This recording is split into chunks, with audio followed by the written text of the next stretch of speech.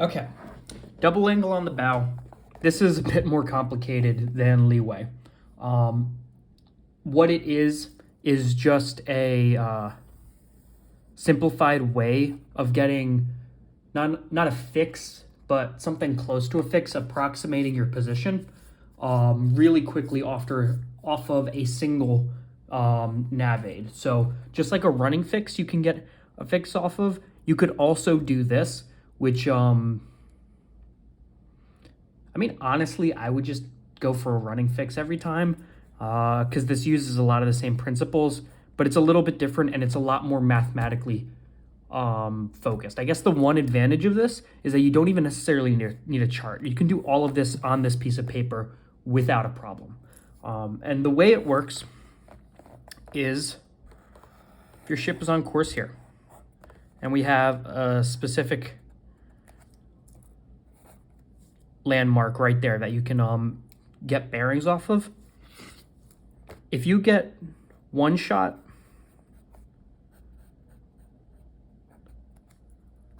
and measure its bearing, then importantly write that bearing down not as its true bearing when you write it on this paper, but as its deviation from your base course. So like for instance, if the bearing was 060 and you were going 090, well, 060 is 30 degrees away from 090 to the left, so you would label it as 30. You wouldn't label it as 060 because we're treating this as 0 right here. If you then wait and watch the landmark slowly, as it passes, this angle here is obviously going to open up and get wider and wider.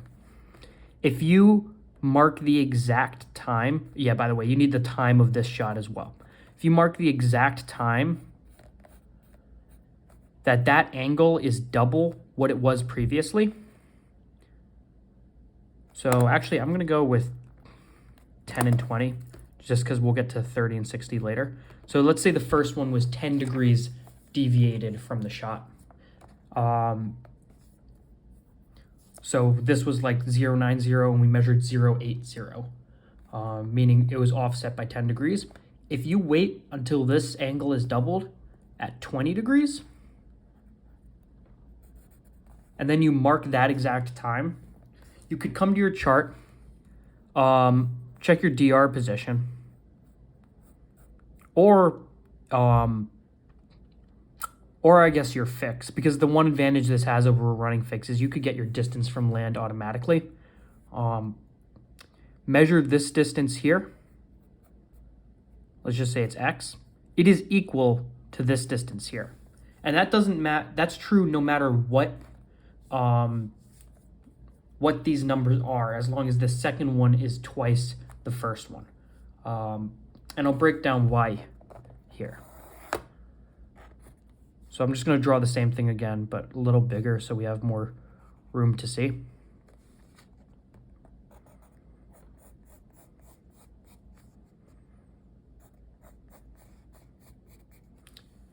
And then we're going to do one here for when it's perfectly perpendicular as well. So there's a 90-degree angle.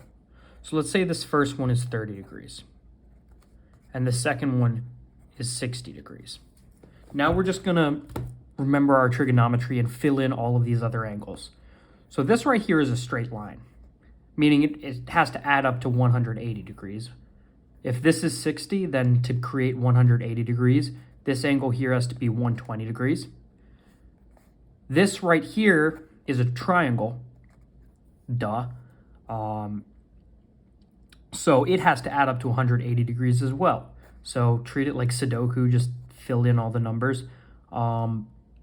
120 plus 30 is 150. So then to create 180, we put in another 30 degrees there. Now this right here, 60 degrees, 90 degrees, we get 150 degrees again. So this has to also be 30 degrees. Well, this big triangle, as you can see, has equal angles on either side. And if you remember from trigonometry, it has to be an isosceles triangle, meaning these two sides have to be the same. this is x, this is also x. Because for these two angles to be the same, the legs that they come off of have to also be the same. Meaning, and this is true no matter what. We'll do it again with, again, 10 and 20 degrees.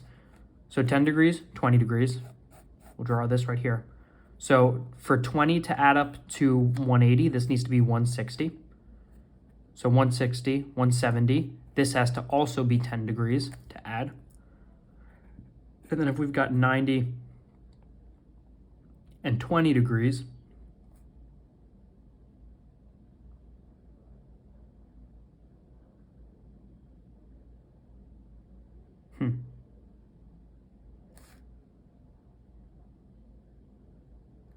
Wait, I'm not sure what's going on here. Whatever. Yeah. That doesn't even matter. Once again, we have, 20 degrees. Oh.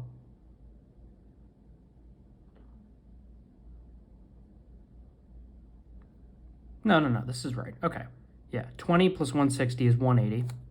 160 plus 170, or 160 plus 10 is 170, plus another 10 is 180. So once again, we have an isosceles triangle, meaning x and x have to be the same. Let's do it one more time with, I don't know, 7 degrees. So then this is 14 degrees. So then 180 minus 14 is 166 degrees. 166 plus 7 is 173, meaning this has to be 7 degrees, meaning these two sides are the same. So no matter what you do, as long as you make sure that this angle here doubles, you can automatically know that whatever distance you just traveled is your distance from the landmark. Now, there's a couple of special circumstances here based on how like certain triangles work.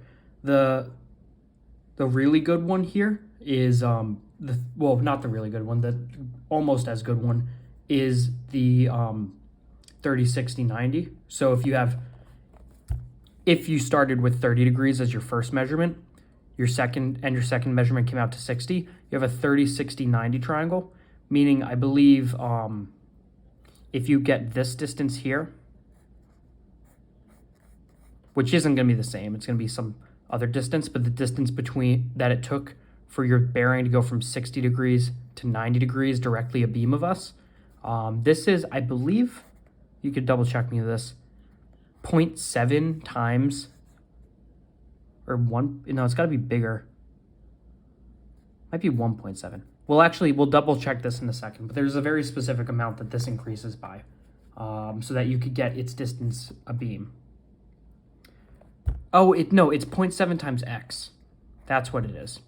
So it's 0.7 times this distance here is going to be the distance once you're abeam. So if you do this measurement off of 30 degrees, you can automatically know that you are the same distance from the object right now as the distance you traveled between the two measurements. And once you reach directly abeam of it, you will be 0.7 times that distance. So you can automatically double check your distance off of this landmark multiple times. The even better one, and the one that's even easier to understand, is if your very first bearing, so we're going to draw this again,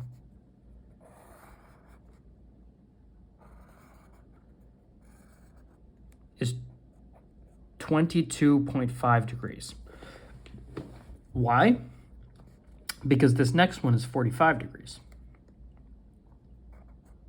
So this triangle is the same as normal, 22.5. 45 is 135. Yeah.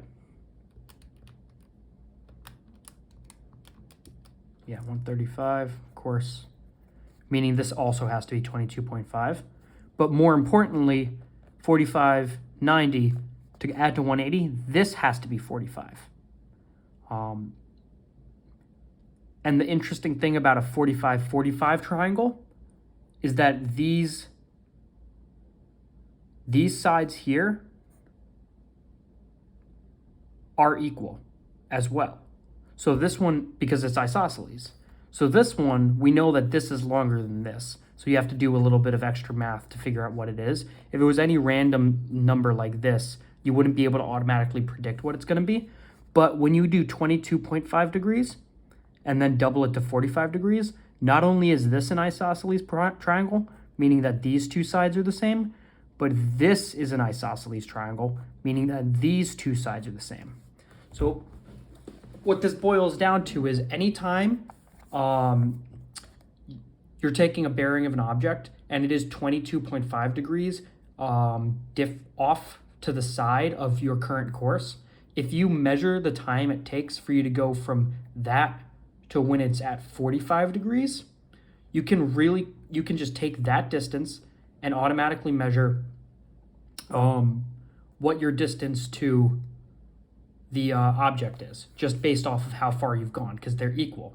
Then you could take the time it took for you to go from the 45 degree angle to the 90 degree angle, and you know that that's also how far you've gone in, or that is the same distance as your current distance that you traveled from the first point to the second point.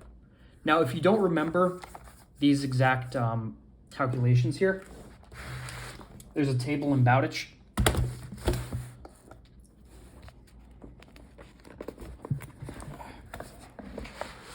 For me, it's table 18 on page 689, but that obviously isn't necessarily the same for everybody. And it's structured just like how I described. You can see distance of an object by two bearings. You have the two bearings on either side here, and then the distances as units of the distance that you traveled between the two. So you start here, and remember, these are deviations off of your current course. So it's not necessarily that something bears 0 to 2. It's that it's either, this is your course, 22 degrees to the side here, or 22 degrees to the side here. It's just off of your base course by 22 degrees. So let's take, for instance, 22 degrees. You could then compare that to any angle that you would measure the second time. Based off of this table, you don't have to always double the angle perfectly. You can choose any other secondary angle and calculate the distance off of that. But let's double check the doubling angle stuff. So if our first distance is 22 degrees, then doubling it would be 44 degrees. You can see here, if we follow down the table, 1.0. Meaning if your first one is 22 degrees and your second one is 44 degrees, the distance away from the object is equal to the distance that you just traveled between the two. It also says that the second column, by the way, I don't know why it doesn't explain it, or maybe it does earlier back. No, it doesn't. Okay, well, I wish it had a little explanation.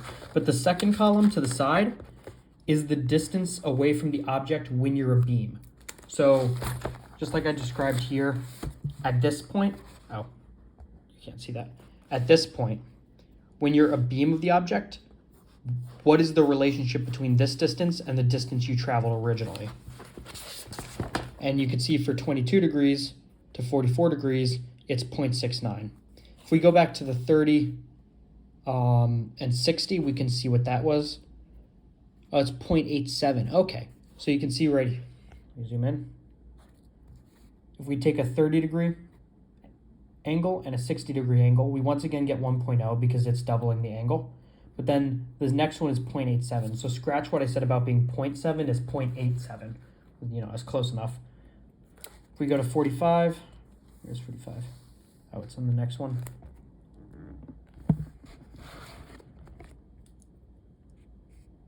Really?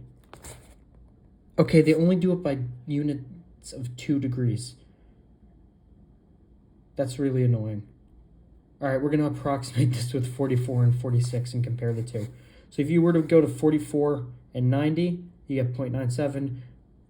46 and 90 gets 1.04. meaning 45 and 90, I don't know why they didn't include it, gets you 1.0 and 1.0 for both. But now let's try it with two random values, just to see what that does. So let's say we went with 28 and like 82. 28 degrees, follow it down. 82 is right there. So the distance away from your object at the time of the 82 measurement is 0.58 times the distance that you traveled between the two measurements. And the distance of the object will be, when you're exactly a beam, will be 0.57 times the original distance that you traveled between the two. So this table is, I remember it's something that confused me a lot first, but really all it is if you take two bearings of an object, you can automatically calculate in this column the distance away from that object based on the distance that you just traveled, and in this column the distance away from that object when you are a beam of it in the future, only using this information here. Just as a pointer, by the way, it goes on for multiple pages. Here's more. And here's more over here. And then it gets into like larger sections like this when we're going with really large angles, like 160 here. So I never really liked using these tables because, by the way, the majority of the time you get a question like this, it's just going to use 30 degrees or 45 degrees or something simple like that. Or it's only going to ask for the first bearing. Whatever, it's just going to ask for the first one, and it's going to do a double bearing. Meaning it's only ever going to say like you went 10 degrees and then 20 degrees, or 7 degrees and then 14 degrees. In which case you just need to remember, hey, this distance is equal to this distance. If they give you something more complicated, then you can go into this book, or you could do the trigonometry yourself if you really wanted to. If they ever give you the 30, 60, 90, this distance is equal to this distance, but this distance is 0.87 times this distance. And if you get a 22.5, then a 45 angle there, this distance equals this distance, and this distance equals this distance. Makes things even easier.